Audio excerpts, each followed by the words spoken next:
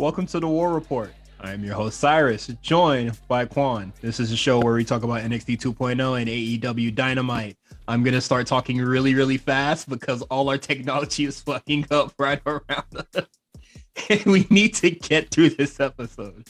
I think we did like one story of quick hits and then like shit just started exploding. So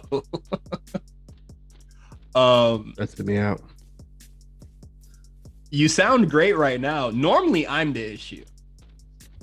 Yeah, this is the first time I'm the problem when it comes to technical difficulties in this pod. Yeah, so when it's on your end, I get worried because there's nothing I can do about it. Right? When it's myself, I'd be like, all right, let me unplug some shit, blah, blah, blah, this and that. But our week's been great. Nothing's going on. We're not high. We're doing this normal. Let's do this. Quick hits. Tony Khan said that Satam Singh's debut could have been done a lot better. He was on Busted Open Radio and kind of just saying like the lights out wasn't his idea. In the creative process of like his debut, a lot of ideas was just bouncing back and forth, and he feels like he should have said no to maybe we should turn the lights off, man. But it is what it is.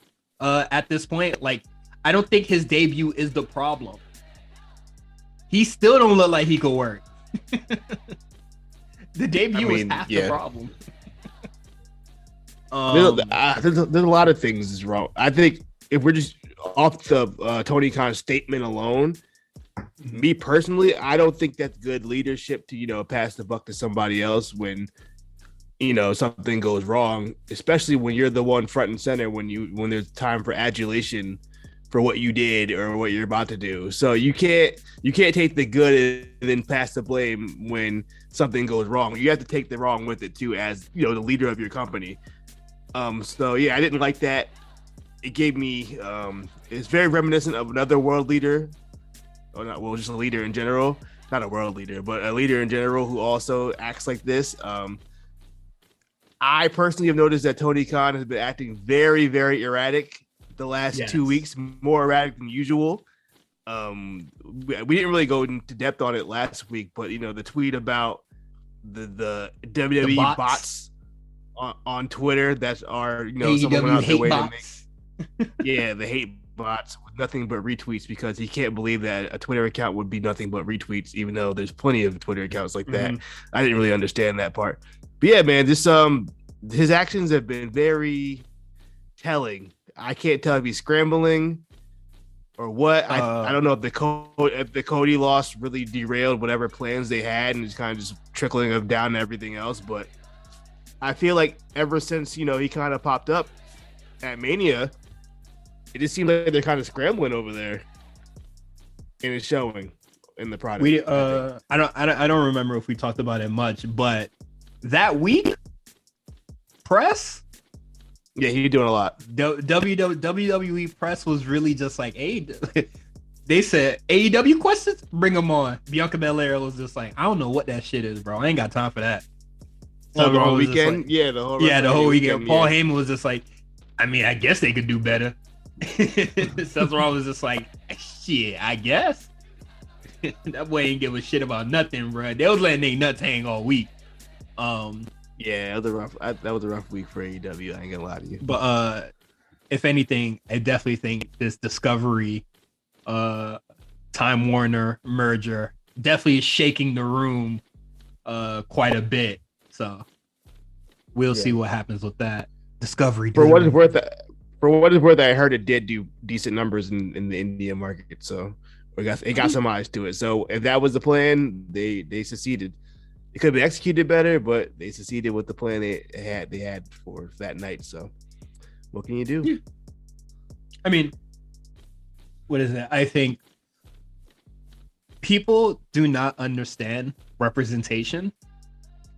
And I think, the Indian market is like a clear example. If you put somebody that looks like us on TV, we will watch. And they'll watch by the fucking billions. Yeah, they'll look. It's tried and true. Yeah, so that's a good look. If that's the market that they want to go to, that's perfect. I just think that Sunil Singh is a little bizarre. I mean, Satam Singh, sorry. It's Sunil Singh, a whole other person. I'm sorry, I didn't mean it like that. A whole Bollywood boy. Where are they today? Where are the Bollywood boys? I don't care, honestly. Are they at Impact? They must be on Impact. You know what? They feel like an Impact team. But yeah, that's an Impact act. While you look that up, Tony Storm, earlier, last week, was just saying, she opens up about leaving the WWE, and she said it just wasn't a place for her. And yeah, I mean, that's fine. I hope she comes back though. I hope like in a later point in life, she's like, her mental's a lot better, her health is a lot better, and then like something as the constant travel and stuff like WWE isn't so scary, and she can maintain that sort of thing. That's all I have to say about it. Yeah, she did it was like a little, those little Road 2 shows they do on YouTube that are actually really good, and I wish they would show more of that content on TV. Yeah, I think she was on that. It was kind of after her first match, and she was just saying how she was really down when she was in WWE, and I think the travel and being far away from home was probably getting to her. And yeah, you know what? You can't really fault her for if she wanted to leave, she didn't feel good being there, then leave. She gave it a shot, and it didn't work out. I can't fault anybody who gives something a shot and it didn't work out. You know what I mean? Yeah. That's not running from the grind and nothing like that. That's just like, yo, that wasn't for me. And I get it. So yeah, I mean, I'm happy Tony's in a good place. Hopefully they use her right. That's all I hope for. So far, not good. But you don't think so? No. We'll see. She had a big match against Jamie Hayter next week. That should be that's good. Big for women. So we'll see. Yeah, we'll see how that what that leads up to or what comes after.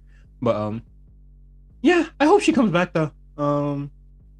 With a place that has a much better women's division, she's still young, so it's fine. Do your thing. Yeah. Next we got Triple H opening up about NXT stars going over to AEW or other companies, and he just says if it's a great gig, I'm happy for him. I stay in touch with almost all of them, and I guess people didn't like this. Like they were really they wanted him to be like really mad about it. And there was another headline. Oh, man, I wish I put it in this.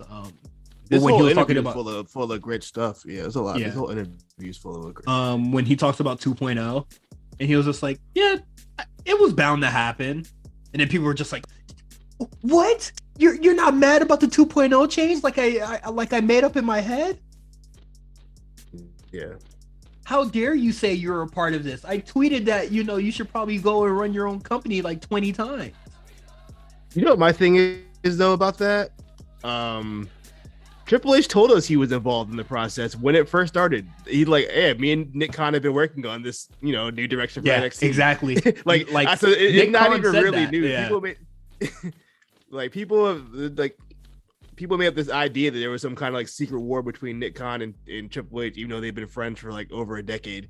And it's just like people got to use their brain sometime. But yeah, man, the whole Triple H interview, he made some fair points about how the pandemic really kind of hurt everything they were really trying to do going forward, and kind of left the brand stagnant. And yeah, I mean, like we've been saying since the start, the transition from NXT to main roster previously, there was a disconnect somewhere. The wires were crossed. We saw Randy Orton saying, "Hey, these guys can't work over here. What's going on down there?" We hear the story because it was okay because it was like not for it to be a bad thing, but it was okay to be your same indie self and not growing. And I feel like we saw a lot of people who were a part of Black and Gold.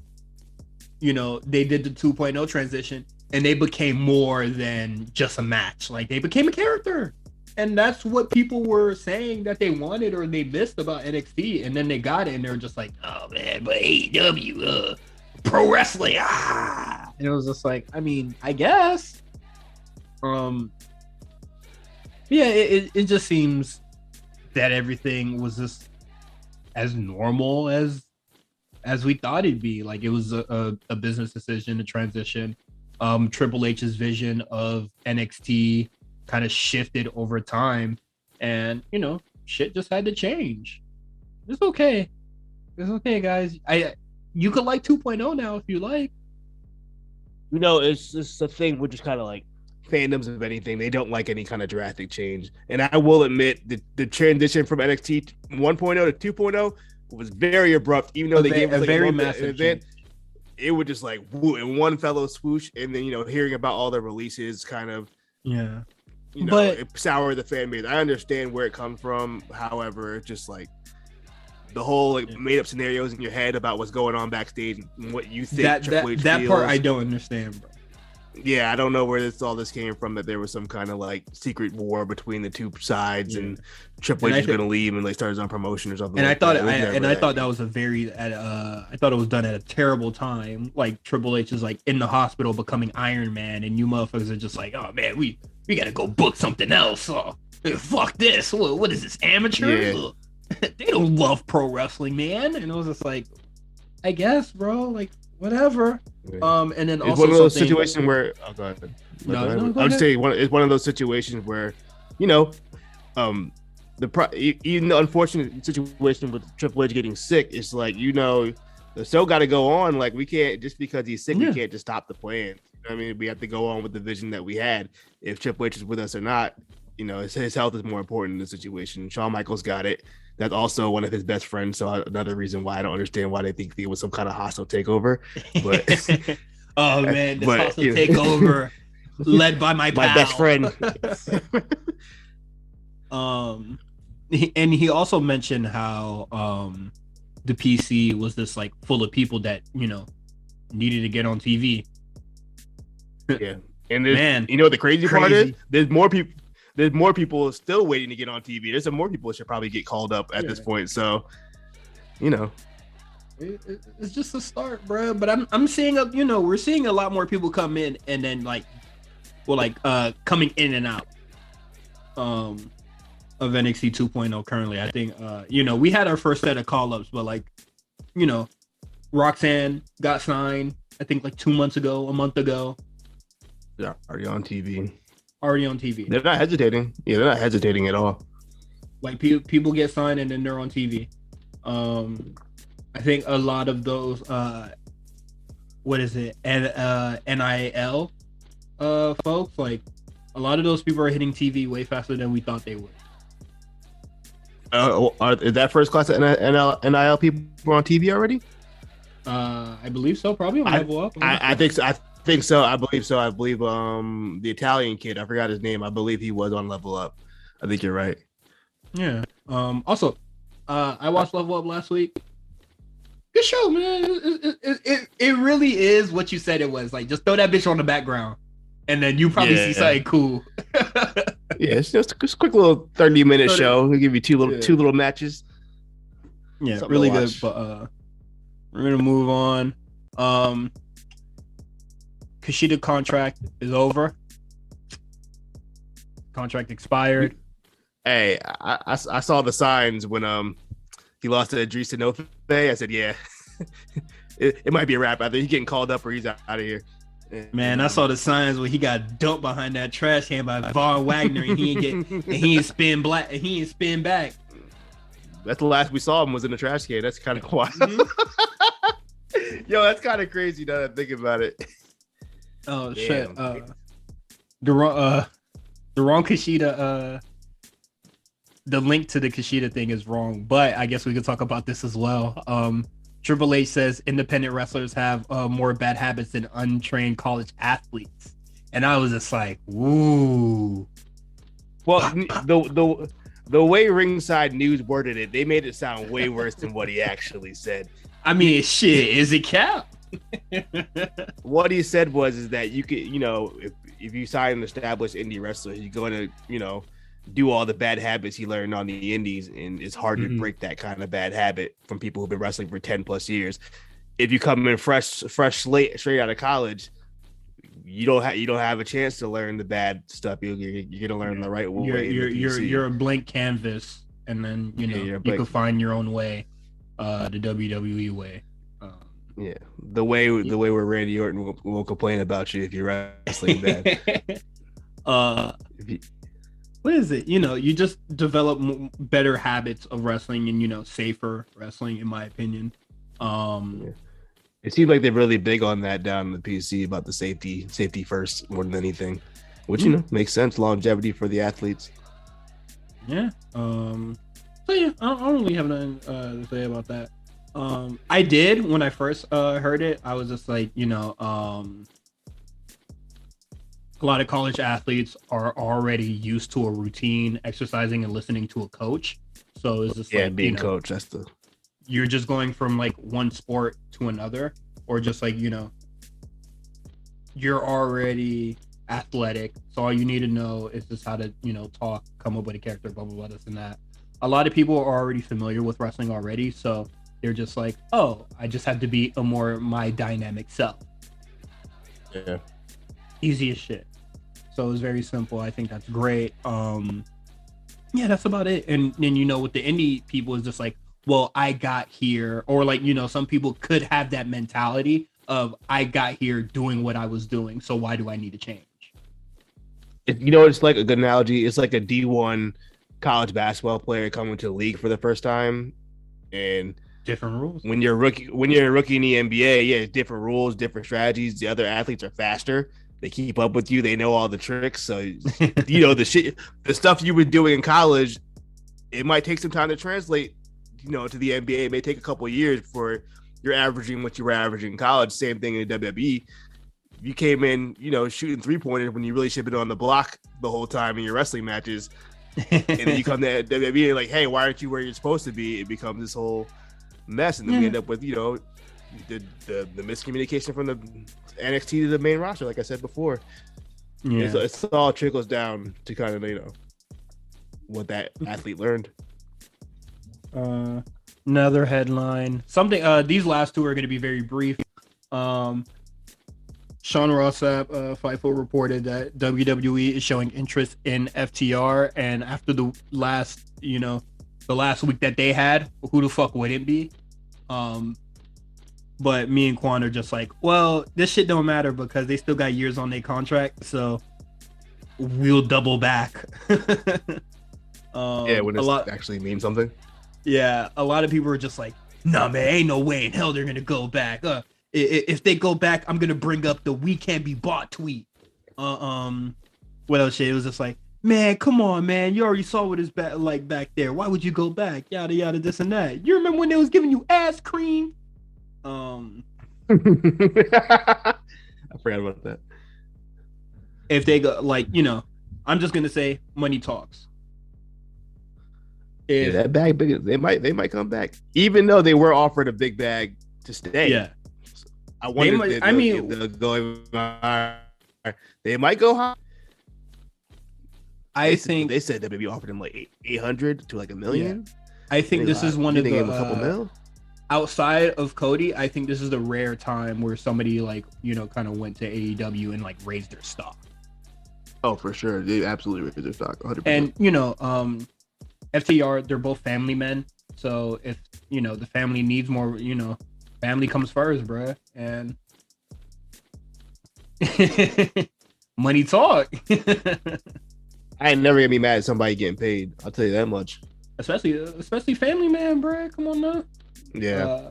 He got to take got a table to feed, and if he wants the table to be diamond encrusted, shit, he worked for it. You think Edge did this? I mean, that was a speculation in my chat, and I definitely think that was a good call. That's his boy. That's his boys. Yeah, that's his boys. Look, man. And I get think you in here. I think Edge is definitely the person that could bring them back because they they respect vets a lot. They gonna bring him in the group. They're gonna be spooky FTR. Yeah. Well, shit. Who knows? Purple lights. They could just be regular ass FTR in the all black suit. But with a spooky backlight. Yeah.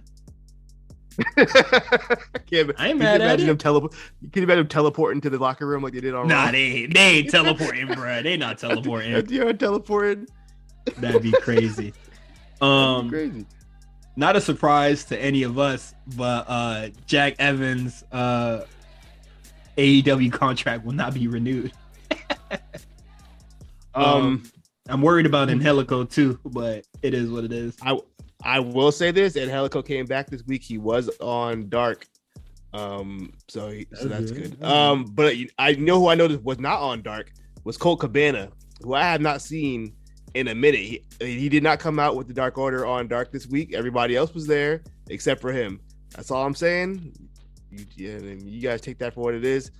I'm fine with that. See him next week, but I have not seen Colt Cabana in a long time. I don't like Colt Cabana, so I'm good, bro.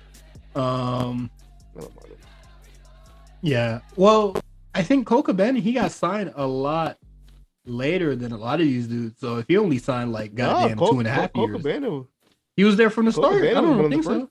He was there really early. Yeah, he was there. Yeah, he was there really early. I think his contract will probably be like up like around like summer. Fall. It's probably around now, honestly. Hey man, if Tony Khan want to ignore his calls, bruh. Godspeed. Hey, you know, it was curtain. Once CM Punk signed, I knew it was a wrap for Colt Cabana. I said, yeah, he ain't staying there much longer. Yeah. Speaking of CM Punk, we're gonna get into AEW Dynamite. Coming up this Friday night, Rampage back in a regularly scheduled time. Owen Hart Foundation qualifying match to Adam Cole versus Tomohiro Ishii of New Japan Pro Wrestling. Tony Schiavone will interview Swerve Strickland and Keith Lee. The Murder Hawk Monster Lance Archer takes on Serpentico. Eddie Kingston and Daniel Garcia go one-on-one with everyone else banned from ringside. Schiavone will also speak with Jamie Hayter, Tony Storm, Dr. Britt Baker, DMD. Then the TBS Championship title match. Jade Cargill looks to defend against Marina Shafir. Then 1 week from tonight, AEW Dynamite from Philadelphia. It will be a Philly street fight. Serena Deeb and Hikaru Shida. Wardlow goes one-on-one with the Murder Hawk Monster Lance Archer. Owen Hart Foundation men's qualifying match. Dax Harwood and Cash Wheeler. Plus the TNT Championship ladder match. Scorpio Sky challenges Sammy Guevara. And a 10-man tag team match. Adam Cole, Young Bucks, and Red Dragon taking the Varsity Blondes. All right, let's get through this. There's a lot of stuff happened on this show. Can't say all good, but a lot of shit happened on the show. I think the docket is stacked now, so let's get into it. We got CM Punk versus Dustin Rhodes. I know you're a fan of this one. I thought the match was fine. It's just like I just don't care about Dustin. I like Dustin to put on a good match. I thought it was slower in spots than I thought it would be. I thought they maybe would pick it up a little bit, but it was still a very good match. Got a lot of time. You know, and Dustin's still moving good. I'm happy we're finally, you know, off of Adam Cole, Hangman Page. At the end of the match, you know, CM Punk and Hangman had the stare down. So I'm looking forward to that. I will say I am looking forward to that. I kind of feel bad for Hangman though, because he about to get cooked on that mic. It's gonna be ugly. Fuck the mic shit. Time is up, bruh. Hang that shit up. I saw CM Punk take a crossroads to a pile driver, bruh. What the fuck your lariat about to do, bruh? Like, come on, man. It's time's up, bruh. Hangman not that nigga, bro. This you know, his rise, fantastic, bro. But I think this is kind of the problem when you have like you know, a face as a champ. It's tough to book a face as a champ, especially when your heels are a little bit more cooler than you are. It kind of it's really tough to work around that. Yeah, it's kind of the Big E problem in a way. I'm not saying Big E's not cool, but when you got Roman there, it kind of just dwarfs whatever you're doing. Yeah, for sure. So looking forward to that. How many days till Double or Nothing? 2 or 3 weeks? Like yeah, we got like a couple more weeks, I believe. Let me see if I can find. We should know these things. AEW Double. It kind of just sneaks up on a nigga, bro. Yeah, I think the card is gonna round out pretty soon. May 29th. Oh, they got mad time. I'm lying. Damn. Yeah, they got plenty of time. They might have too much time. Damn. Okay. Yeah, because Hangman about to get overcooked on the goddamn mic, bro. Yeah, they can't do the back and forth promo battles with this one because I don't think it's gonna go too well. Yeah, I think just like with both of them being faces, it's gonna be a little odd, but it is what. In the second hour of the show, we got Jungle Boy versus Kyle O'Reilly, and I thought, boy, this match was boring, bruh. This one was also a little slower. I preferred the CM Punk match over this match. I think it was like super boring, but I think I could have picked up. I'm still like I say every week, hold on Jungle Boy. Kyle's Kyle. He's always gonna do what he does. That mat work, submission work. It was boring, but it wasn't like I don't stand out or anything. Jungle Boy is not ready to be a singles dude, bro. Is that fair to say? I don't think he cut out to be a singles dude right now. I think his strengths are in the tag team division as of right.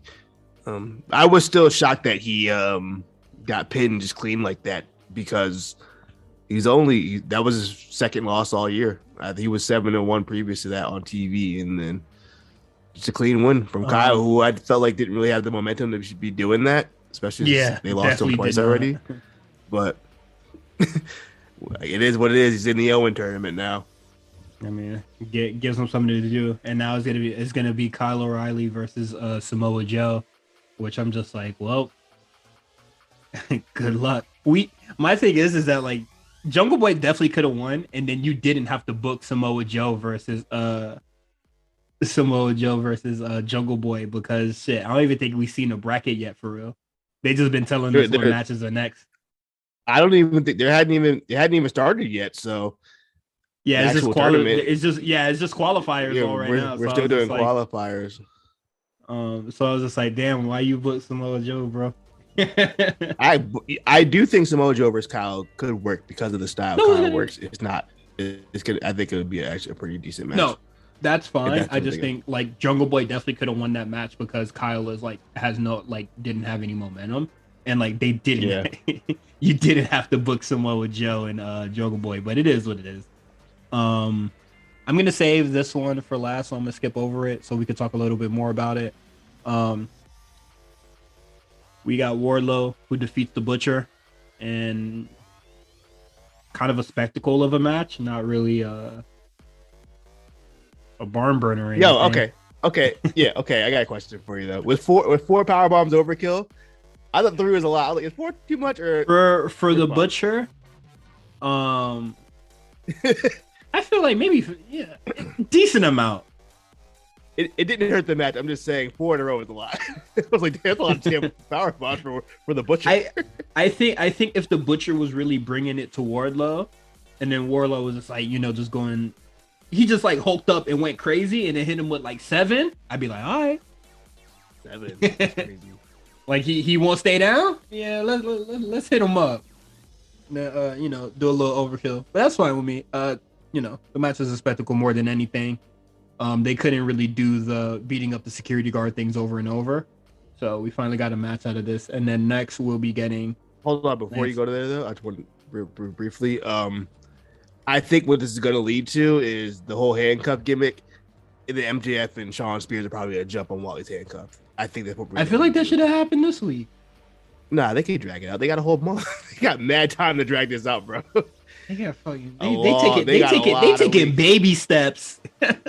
They have to. They don't have a choice. What are they gonna do? They have 6 weeks. It's crazy, bruh. And then you know what that means? It's the MJF feud. So before you touch me, I'm just gonna get a random assortment of niggas. What is it? The MK Tower. The MK Tower on easy. And then then you'll see me, bruh. So MJF pays off Jake the Snake. Jake the Snake says a whole bunch of nothing. And then Lance Archer was just like, man, shut that shit up. I want to fight. And I was just like, motherfucker, I didn't see you since you got your ass. Well, I didn't even see the match where you got your ass beat. So where you been? No, Raw. I mean, he was on, not Raw. He was on Dark this week. I will say that much. Raw. He was on Dark. Yeah, that's where he's been. I didn't even see the match where him and Hangman killed each other, bro. Was that even on Dynamite? I feel like it was. That was on Dynamite. Why didn't you see it? It's not in the memory bank, bro. That might have been the week you went to Dua Lipa, I think. Come on, man. You already know what it is. Come on.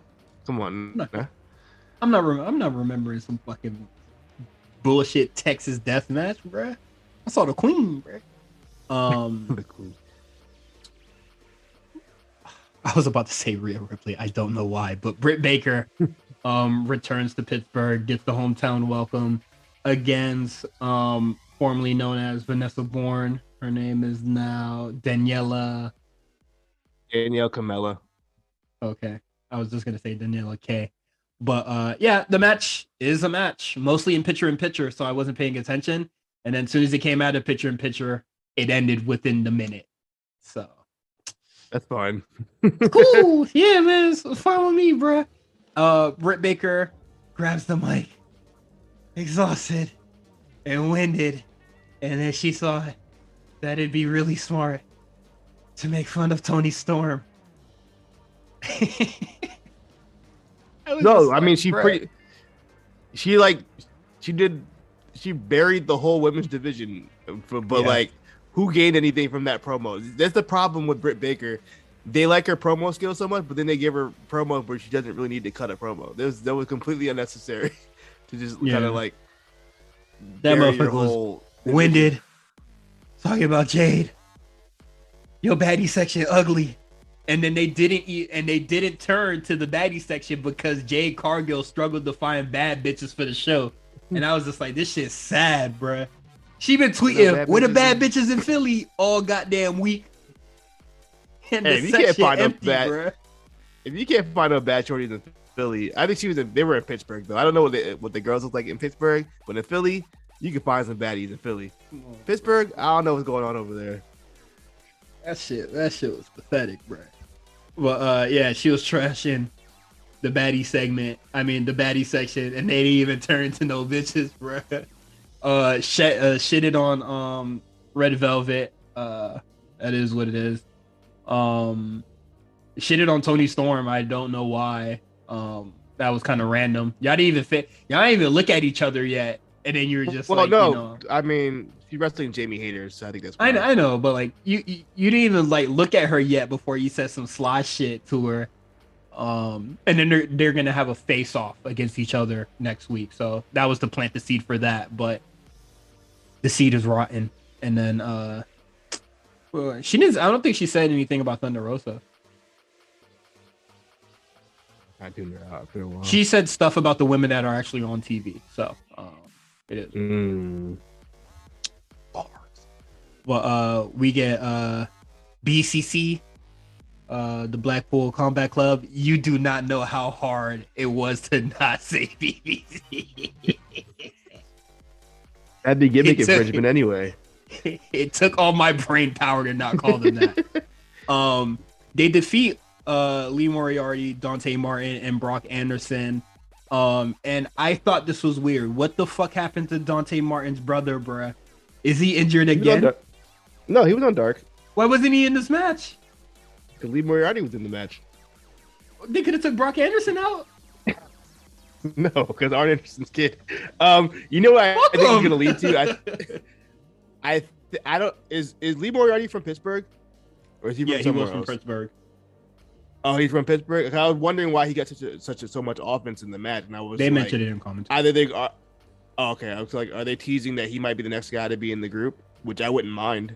Which in the post-match angle, I thought that's what it was, but they kind of just beat their ass and left. Yeah, they did just beat. But I will say that was an entertaining ass beating. That was fun. I like everything the Blackpool Combat Club is doing. I really do. I like bits and pieces. Fun. I would say, I like bits and pieces of what they do. I'm not too mad at it. I do like it for the most part. Like, it made what they have done with Wheeler Yuta completely turn around, even though I didn't like the Moxley match that much.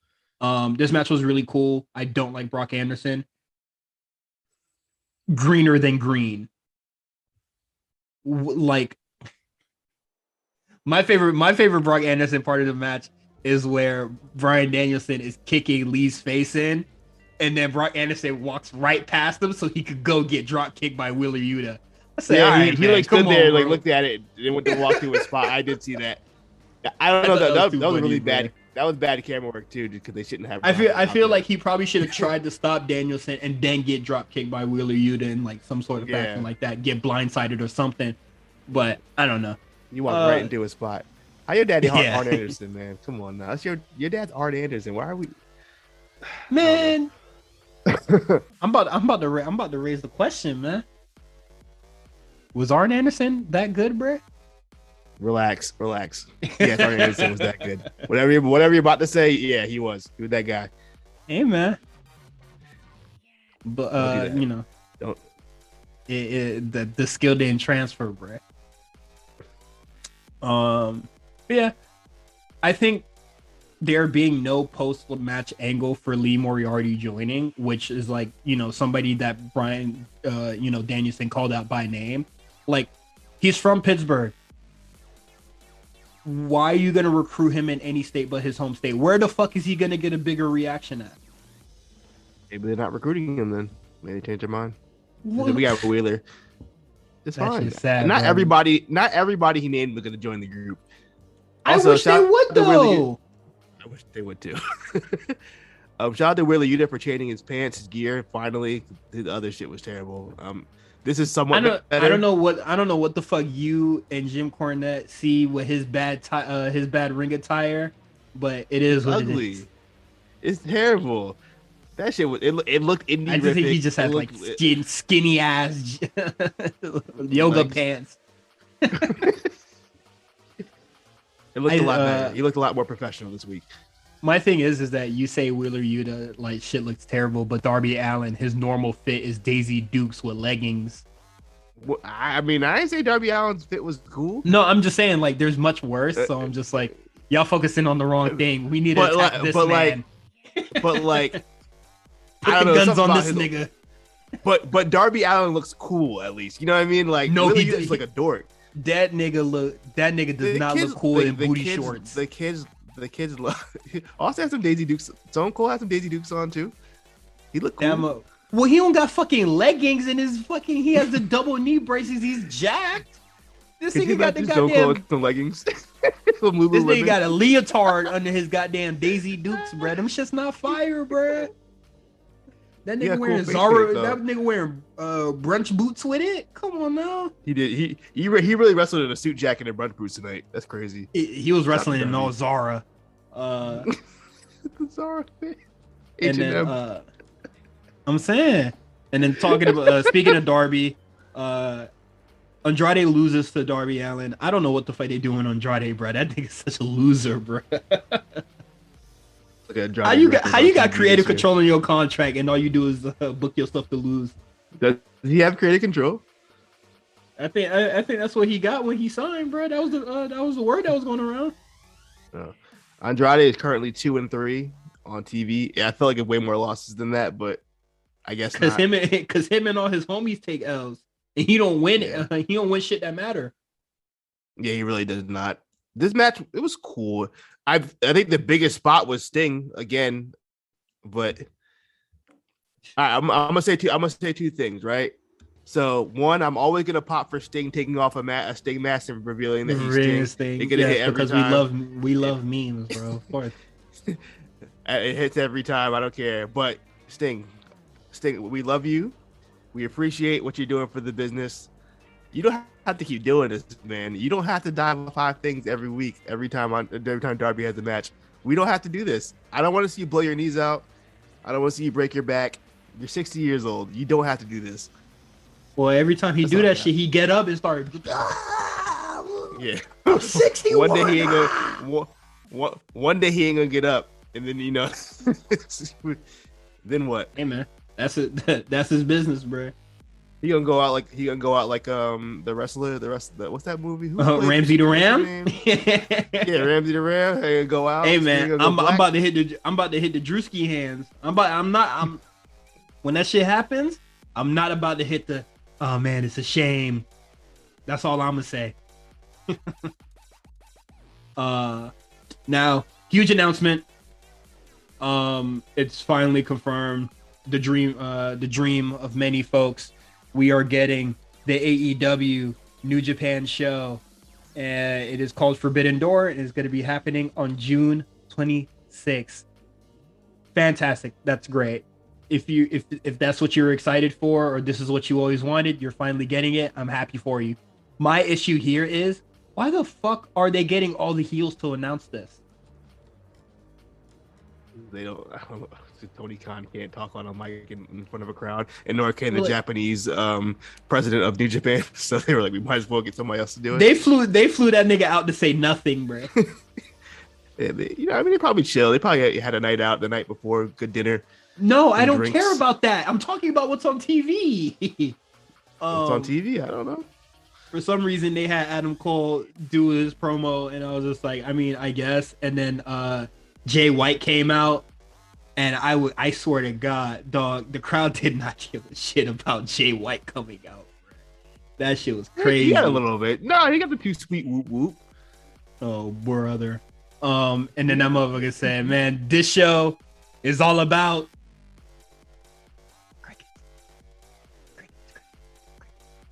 the Bullet Club and the Undisputed Elite. The crowd, dog. That shit was embarrassing, bro. When Jay White did that pause, I was just like, hey, man, I heard the cameraman heartbeat. That shit was crazy, bro. But no, I thought that was weird. I definitely think that if they would have got a New Japan star to, hit the Shinsuke Nakamura when he was FaceTiming Sami Zayn. Oh, when he FaceTiming the NXT crowd. So it was just like, oh shit, I'll see you. Can you imagine like Okada did that? That'd be kind of hard. It should have been Tanahashi. Tanahashi should have pulled up and just. He has good English. He could have did the thing. He said happy birthday to Chris Jericho. I think they want to do Adam Cole because they want to announce the Adam Cole Ishii surprise for next week. Which they could announce that shit regardless. They could announce that shit anyway. They want him to do it. I don't know. As for the show itself, that's cool. I'm looking forward to it. Should be a fun show. I'm sure it's going to be a lot of tag matches. Oh, it's going to be a New Japan style show. A lot of multi-man matches probably, just because I don't think they want to protect a lot of their guys. Where do the women fit on this? What women? Women? You think be women on this show? Okay, next question. We're getting Adam Cole and Ishii, right? What New Japan people are actually going to be there? Why does that matter? Ishii taking that pin. No, but like for the Forbidden Door show, like which New Japan niggas actually going to be there? Because if it's New Japan strong niggas, no, throw this shit in the trash. Throw this shit in the trash. No, if the president of the New Japan flew all the way to America to announce this, it's probably going to be the top. No, he can't say. You can't say he announced it because he didn't say shit. Well, you know what I mean. If he flew all the way over here in COVID to come talk to this dude, twerk sign. It's gonna be. We're gonna get Okada. We're probably gonna get Tanahashi. The big name, we'll probably get it. If they want to sell out All-State Arena, they probably should. So. If Okada and Tanahashi is not part of the show, I do not give a absolute shit. And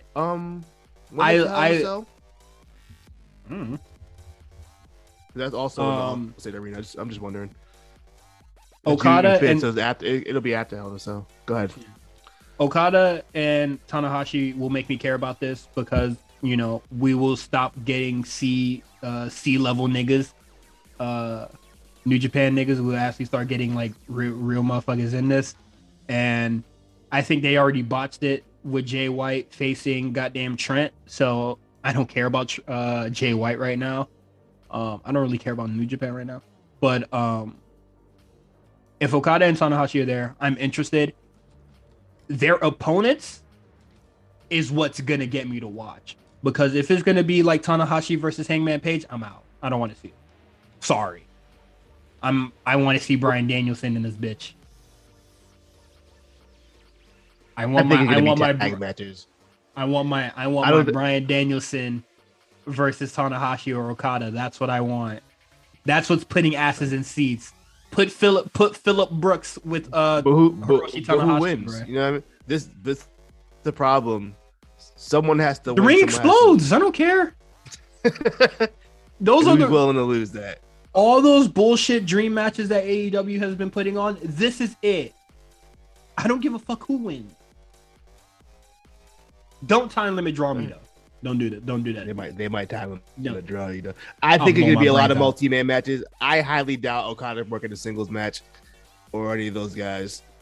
Yeah, I don't see it happening. I would say, Tanahashi, Okada make me interested. Then like the card will determine if I actually watch or not. So that's that. Excuse me. Quick hits. A match that I absolutely do not give a single shit about. We're gonna be getting Danhausen versus Hook. Well, he didn't accept it. He didn't accept it. We're getting the match, bro. Come on now. You know what's happening. I don't even know if Danhausen's healthy enough to work yet. I know he's injured. I believe, at least. How do you feel about Hook? This is your first time seeing Hook live. What do you mean? I watched him on Rampage. I thought you don't watch Rampage. I don't know what you be doing. I watched his debut. We talked about it. You be acting. All right, but I'm saying you haven't watched him recently. I would imagine. No, I haven't because all his matches are the fucking same. All right, that's fair. I'm still a Hook fan. I can live with other Danhausen stuff, but it is what it is. Get it out the way. Get the meme out of the way, and it's fine. I like Hook. I can't ignore the Danhausen shit, and I would like to see him do a lot more. His match against QT Marshall showed me a lot of nothing. This match I didn't see much here. Out of all the dudes that get enhancement talent, it's this nigga. I mean, if you watch Dark, plenty of guys get enhancement talent. That's all the show is. Motherfucker, stop talking about Dark.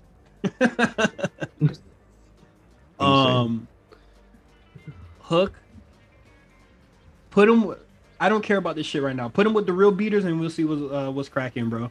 I think it's time to integrate him to the fucking, the real ecosystem of AEW or lack thereof. I do agree with that.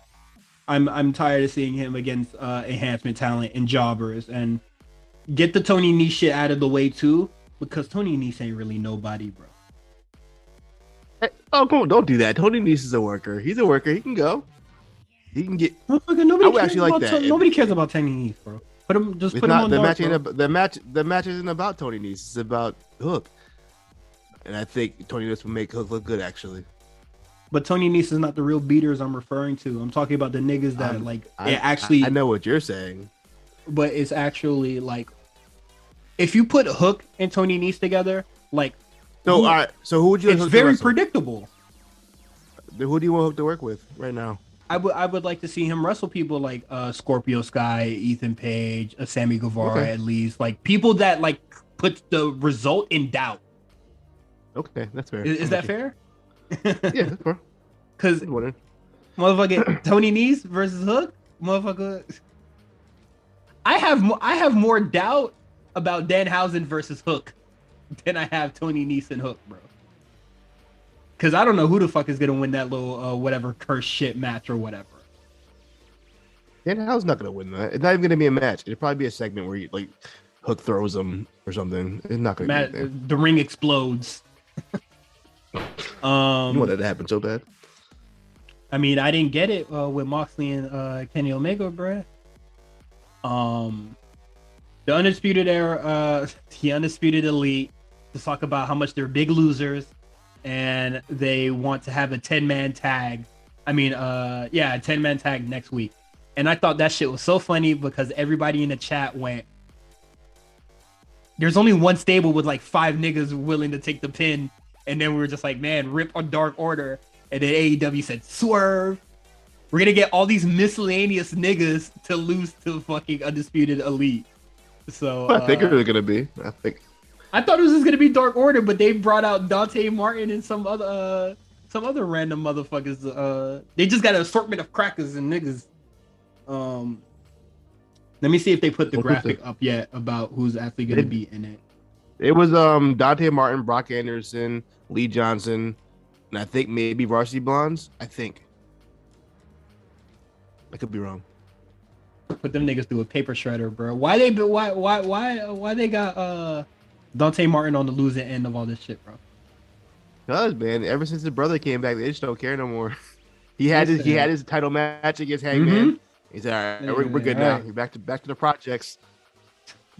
Shit, crazy, bro. We got a double turn at Battle of the Belts. Sammy Guevara got his title back. And then we got the double turn. So Sammy Guevara and Scorpio Sky are going to have a ladder match, and then they're gonna have a mixed tag match at some point in time. And Yeah, they didn't even say. I know it's gonna be Paige Van Zant, but it was just like, we're gonna give me the mixed tag. Me and who? Like, you just say this shit for the people in the back, bro. Probably Ethan. Yeah. Commentary tried to save it at the end, but when Excalibur starts talking, I start tuning out. Yo, hold on. Did you hear that read he did at the end of the show, like near the end before the main event? Motherfucker, did you hear all the reads that he did? During the women's match? During the women's match where he said, talk about Girls Gone Wild explodes, or like the origins of Girls Gone Wild. I was just like, what the fuck? During the women's match? Where he started reading everything in like 30 seconds, bro. And then he had to do it again. Because no one heard what the fuck he said the first time. Dog, he was speaking like he's in an auction or something. He was like, he went through like 20 matches within like. We're gonna have a 10 minute. I was like, damn, son. FTR. They're gonna do better. What I'm gonna do. I was like, whatever, yo, bro. Slow down. Just put the graphic on the screen, bro. Like Cash Wheeler versus. Like Cash Wheeler and Dax Harwood was a big deal. You like skip right. It was like within half a second you got on to the next thing. Like whoa, let me register what you just said. You know what I mean? Mm-hmm. Like I don't know, it's really funny. I thought that was really funny. I like looked up at the screen like, yo, what's going on with my man? Nah, that shit was nuts. Yeah, but I don't know why AEW does that. Just allocate some time to let us know what's happening next week. Like it's not that hard. Yeah, he zoomed to that. But yeah, Sammy Guevara.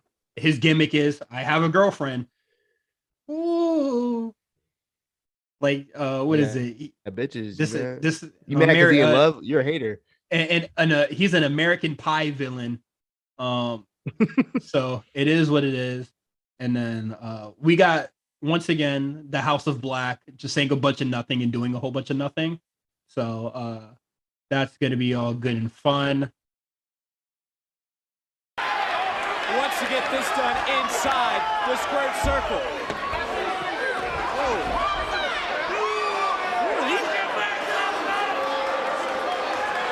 Who are these two? Oh no! I have no idea who these guys are. They certainly do not like Santos Escobar. Carmelo Hayes not complaining though. And Carmelo Hayes from the tippy top all the way down. That was a free gift. And Carmelo Hayes could have just staked claim to the North American gold. We said a lot of championship aspirations are on the line in each and every matchup. The same could be said for the match that we just witnessed. Both thought the other wasn't championship worthy. Well, in that moment.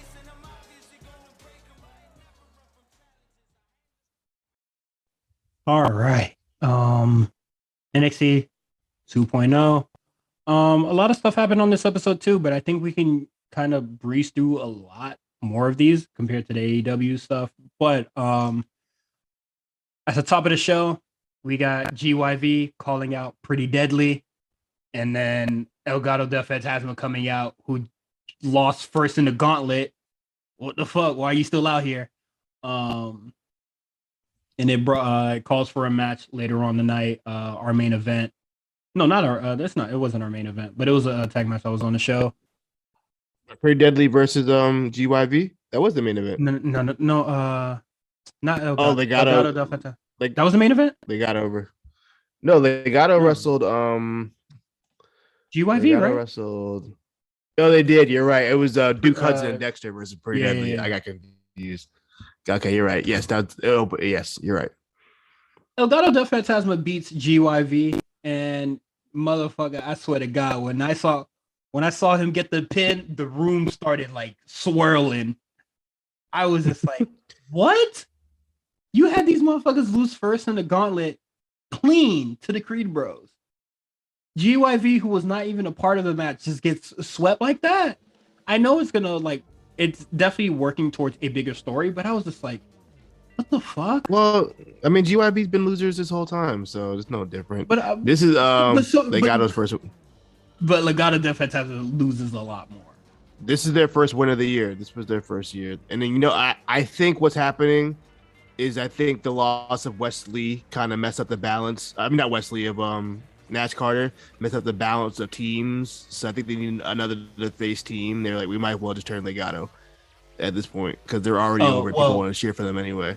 Yeah, I do agree with people wanting to cheer for him anyway, and I think that they were going to turn anyway because Tony D'Angelo is going to have is having his goons, and then we're having the cartel versus the mafia, which is a crazy story. What is a crazy storyline to run? We getting Sopranos versus Narcos, boy. Queen of the South versus this is the Godfather. This is the Mayans versus whatever the hell that what the hell is that show? You know what I'm talking about? What's my man's name? Oh, I forgot the name of the show. The motorcycle show. What's that shit called? Oh, Sons of Anarchy? Yeah, it's them versus the Mayans. Oh Lord. But nah, this is nuts. But it is what it is. GYV, they have like a segment later where they lose their smile, and we'll see where it goes from there. Grayson Waller says he wants to lose the dead weight, so he faces off against Senga, and this is kind of what Veer should have been doing on Raw, in my opinion. Well, I don't watch Raw, so I don't have much opinions on it. But they just wanted to see him beat the shit out of somebody, and they were like grateful for it. And then Grayson Waller won, and I was like, what the fuck is going on? You think they broke them up too? You think they broke them up too soon? This seems kind of like no, it was perfect because I thought the pairing was stupid in the first place. I think Grayson Waller it works with a heater though. I think they should have kept them around a little longer than this. I think Grayson Waller needs to go for a championship already, honestly. We'll see what happens going forward. I think he's still on the hunt for the North American title. It seems. I think he had to handle some other business first. Yeah, I feel like Joe Gacy definitely stole his spot in line. But if they want Grayson Waller versus Braun Breaker to be a bigger thing, that's fine because this Joe Gacy shit ended in 2 weeks. So that's all good with me. Next match, we got Carmelo Hayes defeating Santos Escobar in a really good match. I really enjoyed it. I thought it was really great. I mean, there was no chance the match was going to be bad anyway. So yeah, there was a couple slip ups and spots where there's a little miscommunication, but for the most part, where Carmelo Hayes' foot slipped off to the outside. Yeah, Santos just like stared at him for like a second, like what? Yeah. That boy lost his footing. But there's a couple other spots, but outside of that, yeah, it was a fun match. You know what else I really like? The crowd doing the leg with the beat. I think that's really cool. Hey, do you know what I'm talking about? Yeah, that's how they got it together, Brett.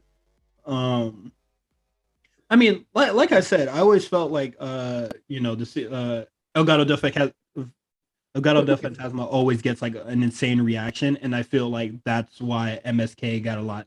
Like that was like why some of the hate that MSK got, because people were so like, way more thirsty for fucking Elgato del Fantasma on top of the other shit. But it is what it is. And then the finish of the match, the goons come out. I saw niggas with top hats and red ties. I said, oh no. Under my breath, I said, nigga, the mafia? Was it you who tweeted they said they look like LA Nowhere NPCs? No, but that's definitely what they look like. They look like. I don't know if it was like the cut of the suit, but they look really skinny. Like they didn't even look like they're a big guy. Yeah, it was weird. What is it? I don't think Santos is that tall, so they were like at Santos height, kind of slim, and then they have the black suit, white shirt, red tie, and it was just like, you want to get you, copper, or whatever, some shit. Like, these niggas look weird as fuck. And then later on the show, Tony D'Angelo allegedly gets a boot put on their car, and I thought that was fucked up. I originally thought he was gonna take the wheels off that bitch, and I was about to say, damn, that's wild green. But them niggas got the boot. How you get somebody to just like, hey man, can I borrow a boot real quick, bruh? We just need it for this quick segment, bruh. He knows a guy. That's all I'm saying. Yeah. So that's fine with me. Wesley has a promo backstage where he's just like, a lot of things were uncertain. It's been a hectic couple weeks after Stand and Deliver, and he has his solo debut against Zion Quinn. And when Zion Quinn got the win, I was just like, wait, what? What the hell going on, bruh? But I knew what it was. Hashtag repackage coming soon. Yeah, this is a situation where instead of just taking them off TV completely and not acknowledging it, they just got out the way and acknowledged it and said, okay, we'll give you your moment to talk your shit, and then we can kind of ship you off till you find your new character. Because I'm just happy he's on TV, because it could have went left. They could have just got rid of him and said, hey, they could have got rid of him. You lost your partner. And, we don't really need you, buddy. The CWC, I think, like, filled with some of the worst people in the world. Why did they boo them? I don't remember him getting no, because they chanted Nash Carter at the nigga, bro, and I said, all right, man, this shit is crazy to me, bro. Just not getting involved in that Nash Carter. Whatever happened over there. Yeah, whatever happened over there, that's happening. But like, to chant that at him, that shit is sick, bro. Well, I don't think it was like to taunt him. I think it was just more so like, we missed him, we want him back, kind of. Oh, now he gone. Niggas want him. Yeah, that's crazy, bro. What Mike Jones said, bro. I watched what is it? The backstage, the digital whatever backstage thing, the digital exclusive, where he was just like on the phone, and he was trying to like call somebody. He just wanted to talk to somebody. Like, he kind of lost his voice, and he got no way to talk to. I couldn't see what the name was on the ID. It looked like it was only 1 or 2 letters, and I say, yeah, I'm not guessing that, bruh. That shit was blurry for one, and I couldn't read it, so I said, I ain't guessing, bruh. You think they'll put him back in a different tag team, or do you think they'll have him as a solo guy? They'll have a solo. I think he'll do well with a manager, but if they put him back with, I think it's too soon to put him in a tag team. Yeah. How old is he? So yeah. Pretty young, probably. I'm gonna assume that MSK stood for kid, so he might be young. Yeah. Something Stoner Kid. I forgot what it was. That's what it was. I forgot exactly what it was. Oh, he's 33. So yeah, he's still fairly young. 33 in wrestling years. I mean, in wrestling years, that's fairly young. Still, that's when people hit their primes. I think he'll get a manager, or there's a lot of niggas in the PC that could use some reps. So if they want to pair them together, go ahead. Next, we got Natalya defeating what's her name, bro? I know it's like Tatum Paxley, man. We do this every week. It's not every week because she's not on every week. But I thought the match was good. I liked it for the most part. Paxley gets to show her stuff, get some reps in. I definitely think her and Ivy Niles definitely need to get as much reps as possible. So it is what it is. Well, I believe Ivy's in the UK currently, as well as Lash Legend. Last I checked. So. Let's go, bitch. So I saw Jenny in the States, bro. I don't know if she's gonna be there or she's just there for Walter support. But they might as well. On TV, bro. You know what I mean? Shit, why the fuck not? You know what I mean? Have her come through, tell her Toxic Attraction fits are trash, and then this shit cracking, bro. Excuse me. was I gonna say? Oh, Natalia, she was calling spots loud as hell. I could hear them loud and clear. I don't know if she's used to being. I think with Paxley, I think that is A-okay. That is okay. I don't know if she thought she was working in an arena or something like that, but I could hear her loud and clear. That was like Cena loud. Yeah, nigga, do you know I can hear you? Speaking of nigga, you know I can hear you. Nikita Lyon and her black scent fucking coming up, screaming loud as fuck on the microphone, challenging Natalia. She had like something in her throat when the whole thing started. You could hear like kind of trying to clear her throat before she got on the mic. That shit was funny as hell. And I was like, oh, it's terrible timing. She went and then walked towards the microphone like goddamn Bugs Bunny, bro. Yeah, that was terrible timing. Nah, and she just started screaming into the microphone, and I was just like, all right, I guess. And then she was just, what is it? She had the closing line of the segment, and her and Natalia just awkwardly stared at each other. Yeah, I was just like, I don't know, bro. Why didn't you walk off, bro? That was a bar, bro. That's something you walk off on, bro. Want you to sit with it. Sit with it. Yo, off topic real quick. I just saw like a picture. What if they make Danhausen and Hook a tag team? I'll be sick. Do I got a booing sound on this thing? Also, stop.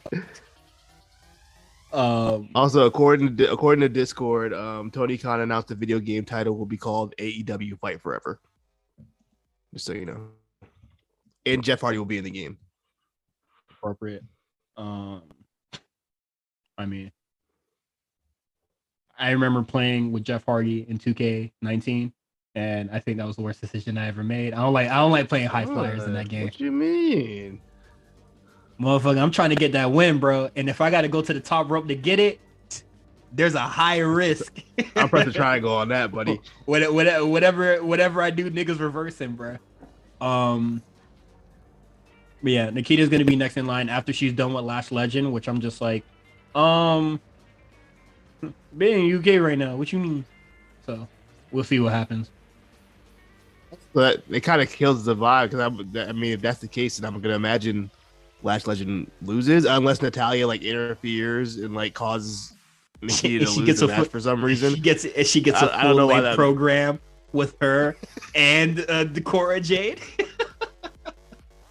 Not laughing at you, but I think that's like, nah, bro. That'd really be a funny. Fucking wild. That'd be a wild program, bro.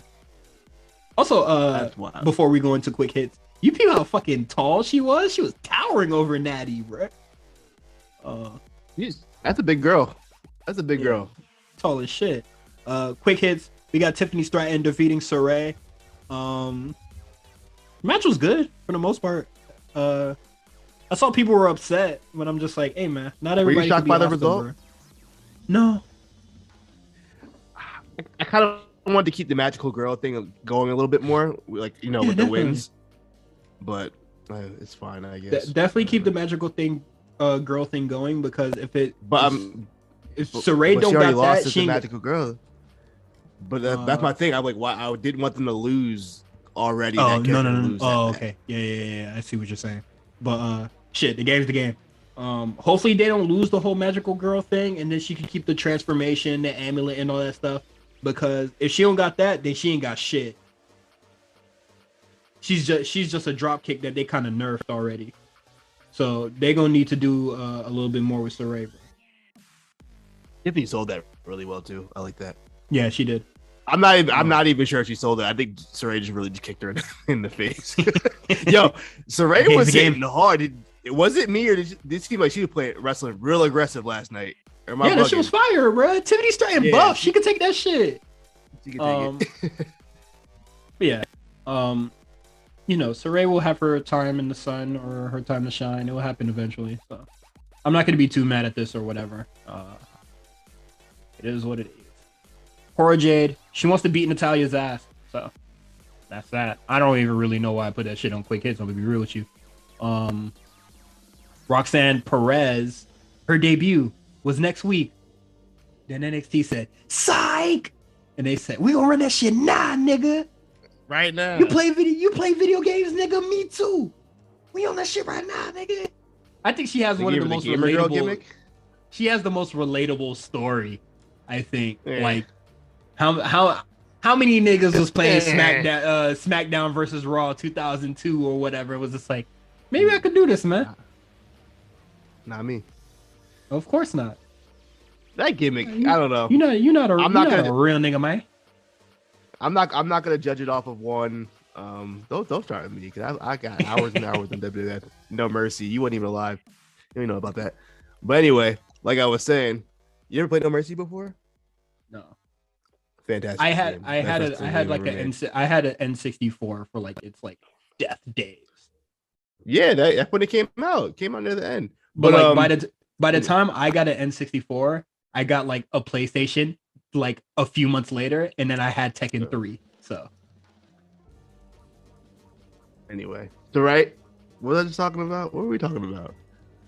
Roxanne. It doesn't matter. It doesn't even matter. It doesn't really matter. Yeah, she beat JC Jane's ass, so it is what it is. I don't know where she looked good. I don't know what she looked good. Yeah, I don't know what her gimmick is going to be, but I like what I saw so far. She's a gamer girl. So we got skater girl, gamer girl. Yeah, skater girl, gamer girl, crazy girl, sleepy girl. We got all the gimmick. We got every gimmick you can think of. the seven dwarfs of fuck. Teresa, Shanika, Michelle, Finger. They got every single one-dimensional fucking character possible on this show. In the that's all they need, bro. That's all they need to start.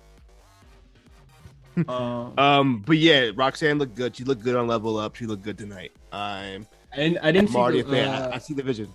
Wait, I did see the Level Up match. I just don't remember it though. Yeah. But the JC Jane match was cool though. JC Jane could. She's definitely the one in Toxic Attraction that will be losing. Oh yeah, she taking them pins. Next, Braun Breaker. Not much to say. He's just emotional. And then I laughed my ass off with Joe Gacy's just take a leap of faith. Pushed him and the noise. that shit sounded like I threw my mattress on the bed. I mean, threw my laptop on the bed, bro. That shit was too funny. Braun Breaker's a big ass motherfucker. And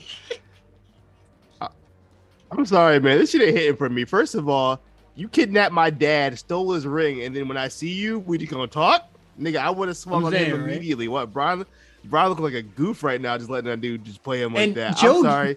Joe Gacy kind of just going insane out of nowhere. It don't work for me, bro.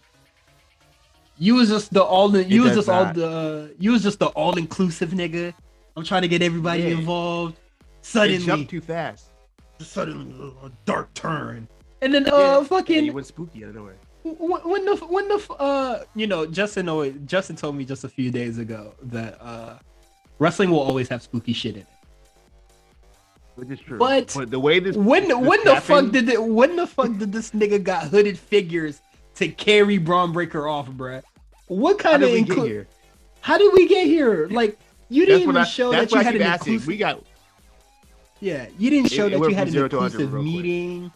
Had a meeting where everybody just came together, or some shit that involved a rally of some sort, or just like a coming together. It's just niggas just showed up and then carried them off.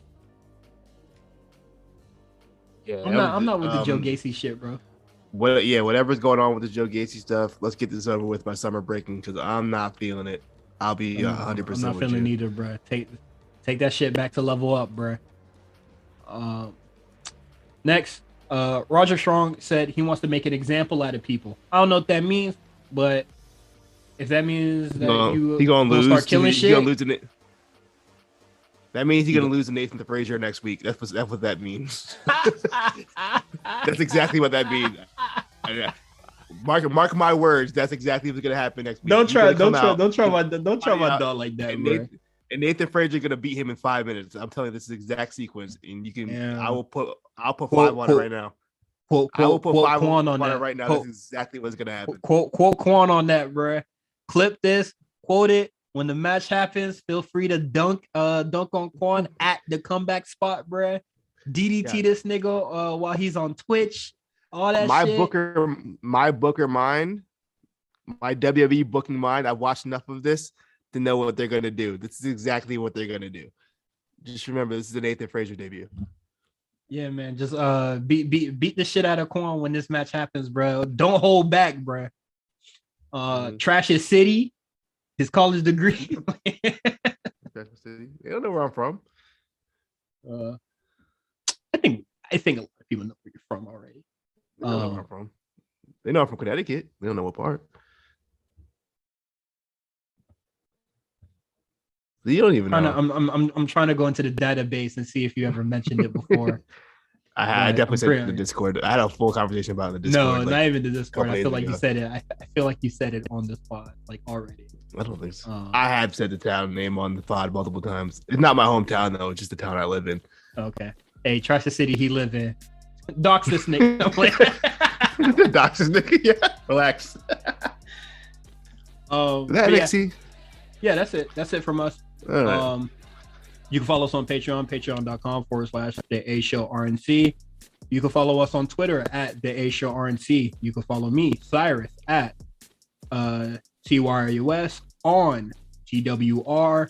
And you can follow Quan at The Comeback Spot. And also, you can follow him on Twitch where he randomly streams. Follow his Twitter account to know when he is going live. It's not right. I'm trying to be more consistent. Thank you for everybody that came through. Last night I tried something different. It was on a late night tip. I just wanted to see what the vibes were like. I think I like the daytime better. The vibes wasn't vibing, bro. Once you threw on that Thor trailer, I said, "All right, man, I'll see you later, bro." I had to peep that real quick before I went to bed. That's all. I gave you the view. I gave you the chat messages, bro. You know, I know them shits matter. So I appreciate it. That's it. On Patreon, we're going to be talking about a match, a part of the Stardom Cinderella tournament that I watch on my free time. We'll be talking about Julia versus, I don't know how to pronounce her name. Telka? I thought it was like Thekla or something like that. I have no idea how to say that woman's name. It could be. That's your girl. It could be that. This is your match. Yeah, that's my match. But I didn't hear the announcer say it. The music was too loud in the arena. But yeah, that's what we're gonna be talking about. The first round match that Julia has. You can probably look it up on Cage Match. So see you guys next week if you're not a patron.